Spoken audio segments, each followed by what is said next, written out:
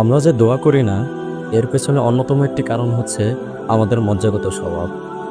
আমরা নগদে বিশ্বাস, তৎক্ষণাৎ যেটা পাই সেটার উপরে আমাদের আস্থা এবং বিশ্বাস। কিন্তু আমরা বোঝার চেষ্টা করি না যে আল্লাহ তাআলা শৃঙ্খলাকে পছন্দ করেন। তিনি যদি কোন বলেন তাহলে যে কোনো জিনিস হয়ে যায়।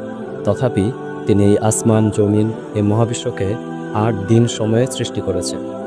তিনি যদি কোন বলে তাহলে যে কোনো জিনিস অনস্তিত্ব থেকে অস্তিত্বে আসতে বাধ্য। অথচ আমাদেরকে মাতৃগর্ভে দীর্ঘ একটি প্রক্রিয়ার ভিতরে বড় করে তুলেছি। এটা আল্লাহ তাআলার নিয়ম, পদ্ধতি। তবে আমরা এই নিয়ম, এই পদ্ধতির তোয়াক্কা করি না মোটেও। আমরা চাই দোয়া করা মাত্রই আমাদের দোয়া কবুল হোক। যখন দেখি আমরা দোয়া করতেছি, আমাদের দোয়া কবুল হচ্ছে না, তখন আস্তে আস্তে আমরা দোয়া করা ছেড়ে দিই, হতাশ হয়ে পড়ি। এই যে আমাদের অস্থির চিত্ত, এই অস্থির চিত্তকে নিয়েই আল্লাহ তাআলা বলেছেন মানুষ বড়ই তাড়া হয়ে পড়বে। দোয়া নিয়ে ডক্টর